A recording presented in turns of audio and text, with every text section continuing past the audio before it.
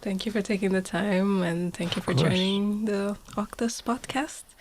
Of course. And we do this podcast to uplift new musicians' voices and their journeys and what they're doing at the moment. I'm really grateful that you took the time to join us. Yeah, my pleasure. Yeah. And I will start with this really boring question. Who are you? Yeah, maybe that's not a boring question, but it's a complicated question. Yes, exactly. Yeah, my name is Atli. I guess in this context, I make music under the artist name Sæfari. And I just released my first album a couple of months ago, the short version. Yes. Yeah, and I remember we talked briefly about your musical journey. Like, you recently started making music, right? Yeah, following like a 10-year break. So, when I was a teenager and like a young adult, I was guitarist in bands and very much into music. And then when I was, 22, 3 or something, I left all that behind and wanted to do my own stuff. And then I moved to England for a year to study audio engineering, mainly just to be able to record my own music. And then continued to record an album on my own and did everything by myself, but never released the album. And then shortly after, I had kids and kind of switched to software engineering. And music went on the shelf, so to speak. And then about 3 years ago, I got back into it and started writing music again. And felt like it was something I needed to finish, something I needed to do. Yeah, you heard your calling. Exactly. Yeah, I'd left it on the shelf, thinking hopefully it will go away and leave me alone, but it didn't. It never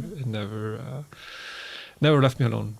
Oh, yeah, I remember from the conversations and parallel conversations, we were talking about how it was your first time going to Icelandic airwaves. Mm-hmm.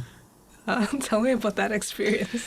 Yeah, I mean, it was great. I really enjoyed it. I attended the festival and the conference, and it was really useful. And also the Bransaveisla before, it was also very useful, insightful to get a glimpse into, the music industry, people, and also just amazing to see. Iceland's musical talent come together in a festival like this.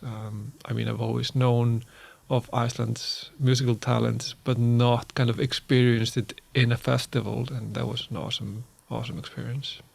Oh, that is so amazing, because of course, we all hear about Iceland Airwaves, and there is always the off venues that you can go and check around. Were you interested in the off venues during this? Yeah, I have attended some off venues in the past, mostly seeing friends perform and stuff like that.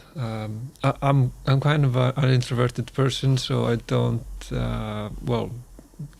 go to concerts that often, except recently I've started to kind of just get over myself and just be among people more. Yeah, that's so cool. It was a really, really nice experience just to get familiar with the industry people, and getting to know all the things that they go through, the hardships as well, that we don't see in the festival, and just get inspired by this pushing through, like, no, we're gonna do this and we're gonna make it as well as possible. Yeah, exactly. So tell me about, like, how was it you had your album, you recorded and everything, and then how was it, like, getting it back to life and share it with the world? Like getting it into the world. Yeah, It's been a huge effort, actually. Like, it's like when we were recording, it was just like fun and games. Like, I have a full-time job, so like sometimes in the evening we would just make some music, and it's you get to be creative, and like you're just in your creative zone. But then when that's finished, you kind of have to switch to a different kind of person, kind of, and it's not my kind of strong suit to make noise about my own stuff and push it out there, but I've tried to just stick with it and see what happens, and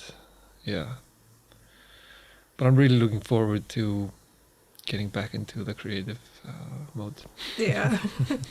So tell me, who is behind Sæfari? It's you and so it's basically my solo project, but on this album, my debut album, I had a producer, Siggi Sigurðsson from Hjálmar, and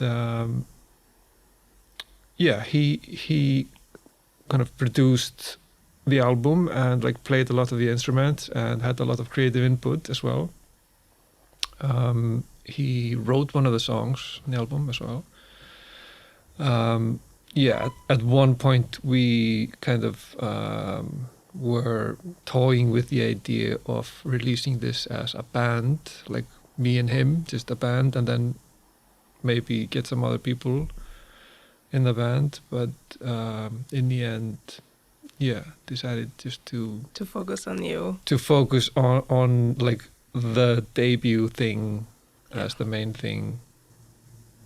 Yeah, I mean, we had a long on and off discussion about this, and like in the end this kind of felt made most sense. Cool. And tell me, like, are you friends with the producer? I'm friends with him now, but I didn't know him before. I just sent him an email with a couple demos and asked if he would be willing to collaborate, and he was up for it. He liked the demos, and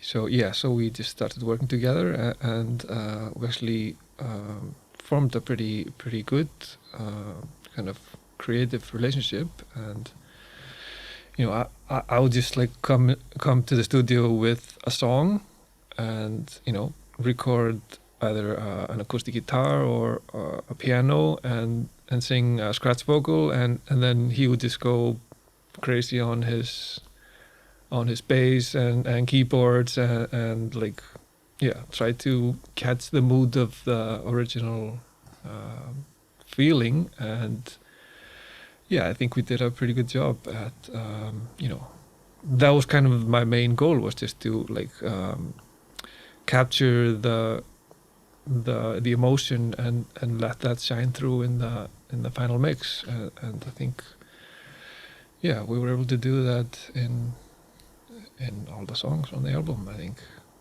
That's I remember when I was listening to the first songs, and I was like, wow, this is very high production for the first timer. So I was really proud of that journey that you took. Cool, thanks. And tell me, like, I saw the music video that you did, mm-hmm. and with the woman as well. Like, tell me, like, how did that come around? That was the director of that video is my friend. She's a student in Listaháskólinn. In Kvikmynd, in the movie film department. Yeah. Whatever it's called in English. Yeah. And I just asked if she would be interested in doing a music video for a center, I think. Mm-hmm. I think I sent her 3 songs to choose from, and she came up with ideas for all of them. And this was the one that kind of resonated most with me. Like, the original idea was just to create this storyline of, like, I'm this kind of hopeless troubadour person stalking this girl who gave me a few seconds of her attention during my live performance. And then we just kind of took that further, and we had another guy, so her name is Salver, and another guy, Svavar, was the cameraman, and we just kind of took the original idea, just ran with it, and tried to make something happen in a day. Wow. And that was a really, really fun day, actually. I really enjoyed that. I think I've caught the filmmaking bug a little bit. I would really love to get more into film. Like, Yeah. that's really fun. Like, being creative with a group of people in this setting. Yeah. Yeah, I mean, the video is amazing. I see that you posted, I think, also like snippets of it, like getting into the promotion kind of vibe of social media. Like, how's that been for you? Promoting your music and promoting the video and all that. Yeah, it's been actually mostly through a PR company called Liberty Music PR. They've been really helpful, and through them I've had Spotify campaigns, radio campaigns. What else? We're having a press campaign right now, and like it's really good to have a team of people helping you on this, especially when this is not your strong suit. Yeah. And how did you get into contact with Liberty? Yeah, they contacted me, I think it was soon after I released my first single, and just said they liked the single and they would like to offer their services, and like, actually I had a few of those emails, yeah.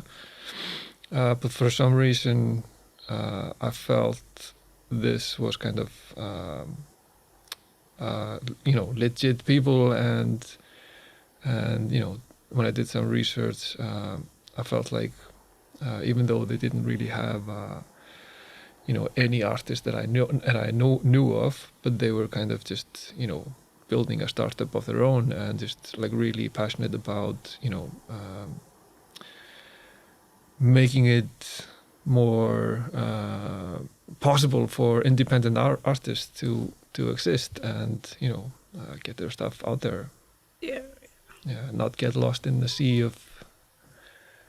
of everything. Yeah, exactly. Wow. So tell me about, like, what is the sound of Sæfari, if I'm pronouncing it right? Sæfari. Sound, I don't know really. Like my main focus is just to write songs and lyrics, and I'm not that worried about where they go sound-wise. Like, as long as the original emotion of the song gets through, then I don't mind going in directions that I didn't really think about. Like with some of the songs on the album, like Siggi really wanted to go in some directions that I was like, whoa, really? Do you think that's a good idea? And he was like, yes, man, this is totally a country song. I'm like, okay. and like and then it's a country song, and if it resonates with the emotion in the final mix or in the rough mix or whatever, I'm happy with it. Actually, there wasn't a lot of there weren't a lot of times that we didn't get there. Like there was, I think there was just the first song that we did. We went through like a few different routes of like just maybe kind of figuring each other out, and once we got that, we kind of just got much more comfortable with working with each other. Yeah. So I'm really happy with collaboration with Siggi. It was a pleasant surprise how we were able to connect on the music. Yeah. Yeah, that's also a surprise for me, because like I was like, wow, this is amazing. And then who's Atli? Yeah, it's like thanks. the music video is like really well done, and of course the PR as well, because that's our interest, like how you're marketing your music is just really, really, in the pro level. Yeah. If we're starting musician, so I'm really impressed with your journey so far. And tell me, like, what is next? What are you working on? Yeah. So, well, I was gonna play some live shows very soon, but I don't know how I'm gonna do that now. Maybe I need to get an extra guitar player to cover my parts, and then I'll just hold the mic and do the singing. Oh, like a superstar. Yeah. I mean, maybe this is the best thing that could ever happen, because now I can focus on singing more, not thinking about two things at a time. Maybe it's gonna be horrible. I don't know. Yeah, but the plan is to do some live shows, and yeah, maybe try to do some more marketing abroad and see what happens, and if we can do some gigs abroad too, that would be awesome. And then I'm really excited to continue recording, make more music. Yeah. Yeah. And what is the gigs that you're looking forward to? Oh, the gigs. Yeah. Good question. I don't have any like I'm looking forward to all of them. I'm kind of most looking forward to just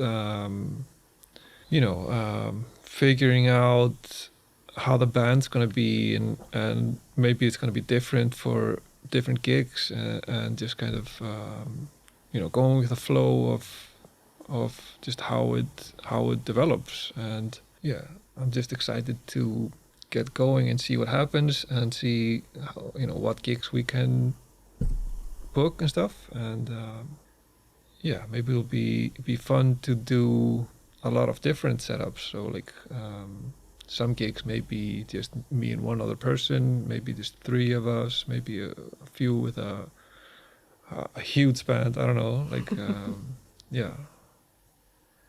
yeah, I'm most excited about being creative with live setup, I guess. Other thing that I was very curious about, like you said you're working with a team, and you have a producer, and you also have the plan already developed. Have you ever experienced any, the industry hardships? Sure.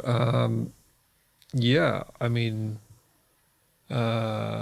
it's kind of a mindset that you need to have, because like every day I've thought like, what the hell am I doing with this? Like, who's ever gonna listen to this? Like, like that's just part of the process, I guess. And I guess I just decided when I started, like, in the past, when I finished an album and everything was ready, I kind of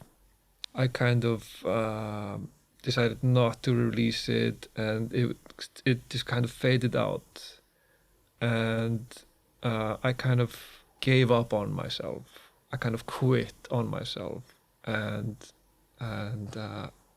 when I got back into it now, I just made a promise that I'm not going to quit on myself again.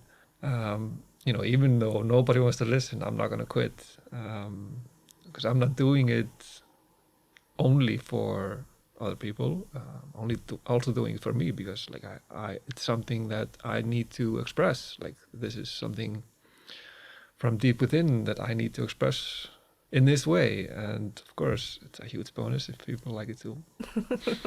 Exactly. What's your favorite song from your debut album?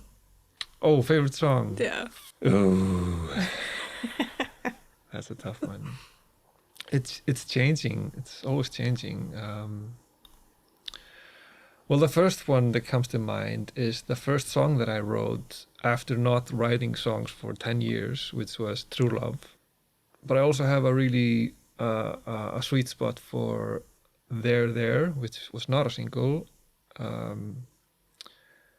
Especially like, you know, when you release stuff, like we work on stuff for months and months, and then you've listened to it for 1,000 times, and then you get space from it and you don't listen to it for a long time. And then when you come back to it, you kind of listen to it with fresh ears. And I think There was kind of, I don't know, the amount of raw emotion of the original emotion in the final mix in that song is very, yeah, it's very close to the original song. The other songs are also very close, but kind of There we captured in the most honest way, I think. Also maybe Giver. There was also just like very minimal production and very beautiful string arrangements. So yeah, I can't pick one, but these three are the first three that come to mind. Tell me about the emotion behind it. Like, did you write the lyrics as well? Yeah, I wrote all the lyrics except there's one cover song at the end, the Icelandic one. I usually write lyrics first nowadays. In the past, I always started with the music, and like lyrics would evolve from gibberish when I was kind of singing along to the melody. But now I kind of start with the lyrics. I sit for a long time with the lyrics sometimes, and then maybe the song comes later on, maybe like sometimes like months apart from the lyrics. I don't know why it shifted, but it just kind of naturally did. Oh, that's really cool. And about your message about not giving up on yourself. It's a very strong thing, especially now with everything being very different in the industry. Mm-hmm. It's the most important thing to have, like the conviction of you can't give up on your dream. That's exactly it. Like the only thing, that's a quote I heard somewhere, like the only thing that successful people have in common is that they don't quit. Like, doesn't matter if you're talented or like have a rich background, or like, you know, there's only this one thing that they have in common. Yeah. Well, that's cool. And thank you so much for joining us, and I'm really looking forward for the gigs, however you're gonna do them. Yeah. Yeah. I don't know if I can do any chords with just one or two fingers. Show a little higher so the camera can pick it. Yeah. Yeah, so my poor little pinky got broken. Oh no. Yeah. I hope that you can heal. Yes, and also like I would like to know like what are your socials so we can share in the podcast? Sure. I think in most platform it's Sæfari music, like on Instagram, Facebook, YouTube. What else? TikTok. Yeah. Yeah, nice. Probably some more. Can you pronounce it for people who are not watching the video? Like spell it. Spell it, Yeah, sorry. it's SAEFARI